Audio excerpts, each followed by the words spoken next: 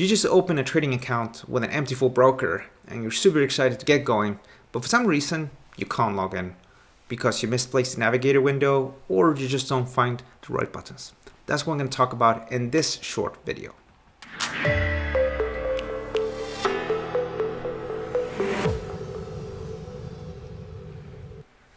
Alright, so this is an ATFX account, an MT4 account, and usually when you log in for the first time, you're gonna see this. It's gonna ask you for a login. That's usually a set of numbers and a password and the server. Now, all of this information will be supplied to you by your broker. So usually what happens, you just need to look in your email box and sometimes even in your junk mail. Now, some brokers are not going to share all the details with you until you have deposited money with them. Others will show you everything from the very beginning, but you log in and there's no money. Why? Because obviously you didn't send anything to the broker to trade. Now, it's important to check the server. It needs to be the one you need, and then of course the correct details. And then when you're ready, you just click on login.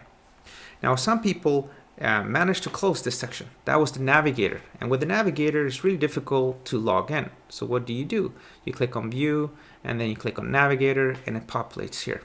And under accounts here you can see they have actually two accounts, one demo account and one real account.